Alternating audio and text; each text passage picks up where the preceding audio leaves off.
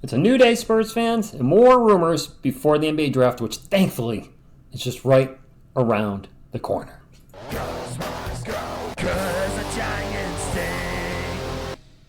What is up, San Antonio Spurs fans? Welcome to TSR Sports. Hope you're having a great weekend. Came across this article on Pounding the Rock, and I'm seeing Air Alamo and this, that, and the other report on the Spurs possibly trading pick number 8, and also some rumors that maybe we go after Tobias Harris. So let's just address them both in this video. As the draft nears, rumors are starting to crop up. This year, the Spurs are expected to be a major player as they have 2 lottery picks, along with some potential cap space to play with in free agency, so it's not surprising to see them mentioned in recent reports. Mentioned every day, it seems like. First, it appears the Spurs have made the 8th pick available in trades, according to Yahoo Sports' Jake Fisher. Okay? Second, the Spurs are one of 5 franchises expected to be in the running to sign free agent forward Tobias Harris from the 76ers, according to Bleacher Report's Chris Haynes. So let's start off with the 8th pick first, Spurs fans. Trading the 8th pick for a future first would be a smart move, would it? Fisher doesn't elaborate on what the Spurs are looking for in a trade involving the 8th pick, so all we know is that they've reportedly made it available. If there's no one in the range of the 8th pick they are enamored with that. Let's start that sentence over.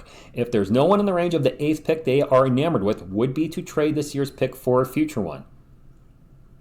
Is that sentence not structured right? Maybe it's because I cut it off. Anyway, don't rewind that. Moving right along. Doing so would allow them to continue to add cheap talent as Victor Wembanyama develops and the roster gets more expensive. They would also create more cap room this offseason as the cap hold for the 8th pick, worth around $6 million, would disappear from the books. And that's something we have to remember as Spurs fans. All these lottery picks that we have this year and the coming years, they're not going to be cheap, and they're going to get more expensive when their contract renews.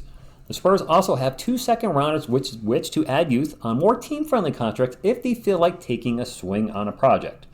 All right, so if anything happens, it'll probably go down on draft day. All right, my thoughts on the 8th pick trading for future first. If it's in next year's draft's a better draft, but what number are we getting? Right now, we know this 8th pick. If we're trading for a future first-rounder, could it be an 8th pick? Could it be a higher pick? Could it be the 22nd pick? That's the worst thing you want to have happen, is trade a pick and then get a pick that drops substantially in value, if you will. I have seen some websites suggesting, which is why Darius Garland's on the thumbnail, Keldon Johnson, pick number 8, and a future first, which we have many of, for Darius. Is that worth it? I don't know. You guys know I'm old school, and for those that don't, I'm old school. I'm a Bills to the draft type of guy. I would still rather take a swing, 2 swings, because, if you're swinging once at a ball, you got a chance, you got a good chance to hit it. But if you get 2 swings, you have a better chance of getting a hit. And I'd rather still use picks 4 and 8 to draft the best player available. That fits a team need, of course, at 4 and 8. We've seen some recent reports that I've reported on our channel about Rasache maybe dropping to 4th. Hey, it could happen. You never know, which means we can get a point guard at 8. Castle going to be available there? Probably not, but maybe Carter, maybe, who knows? Dillingham probably available there now with his stock dropping a little bit. I don't know. I still want picks 4 and 8. That's just me. Maybe I'm just stubborn. Tobias Harris would be a good stopgap solution if he actually wants to be in San Antonio. Well, those last 6 words are very important. The Spurs are one of 5 teams expected to show interest in Harris once free agency begins. That's after the draft, according to Haynes. The others are Utah, Detroit, Dallas, and New Orleans. Haynes mentions that a sign and trade would be necessary to get Harris to the Mavericks or Pelicans. Haynes doesn't mention how much money Harris wants, but that's a factor too. Correct me if I'm wrong, but we're going to have somewhere close to $20 million in cap, and that's with the expectation that we don't bring Devontae Graham back, and then I think there's one other player. Champagne's on that list, but he's coming back. Is it maybe Bassey? I know there's another non-guaranteed contract now. It's escaping me. Dang it. He would offer the Spurs shooting, positional versatility, and size in the front court next to Jeremy Sohan and Victor Wembanyama as they develop. He's clearly not a long-term piece as he turns 32 years old soon. And this next paragraph is the one that scares me the most, Spurs fans, and I haven't followed Harris's career much, just when the Spurs play him. Let me know if this is accurate, because this worries me. The concern with any proven player like Harris is less about his talent and more about whether he joined the Spurs for the right reasons. Harris was heavily criticized in Philadelphia for being passive, so if he's just looking for one last big payday and to avoid the pressure that comes with playing for a contending team, San Antonio could be getting a complacent veteran who's just along for the ride instead of a committed, hardworking culture setter. Did he check out at times in Philly? Did it look like there was no effort? Because that's the opposite of we want with San Antonio and our young guys with Wemby.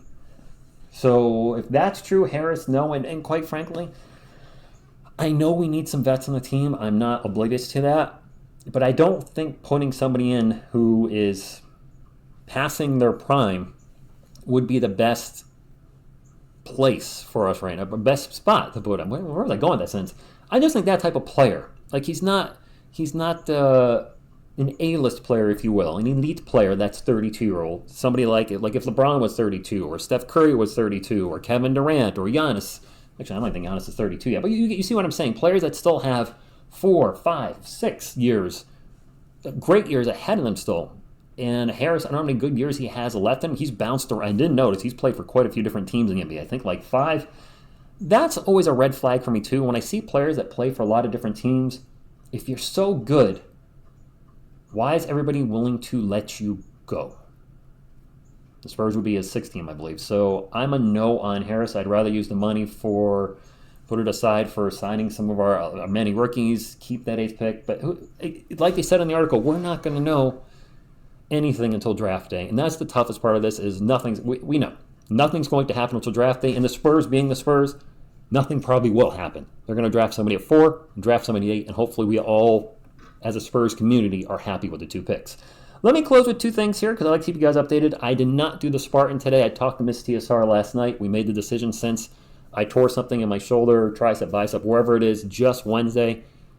Probably not a good idea to put it to the test today. So we're going to delay that race to a different race. If I'm going to do my first Spartan, I want to be able to as many obstacles as possible. And looking at the obstacle list, I would have to have skipped a bunch.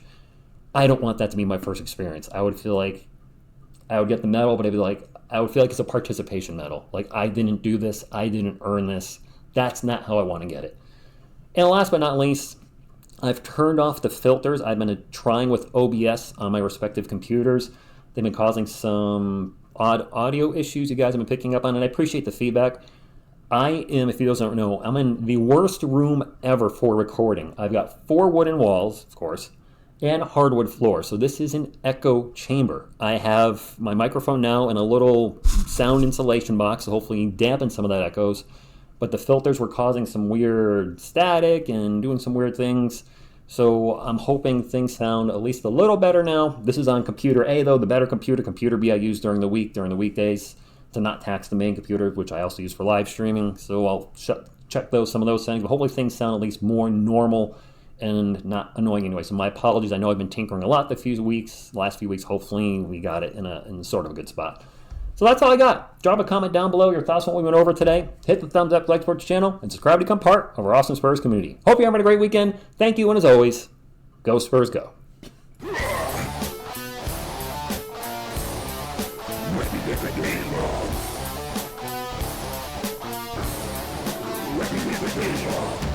And then you race it to Wemby.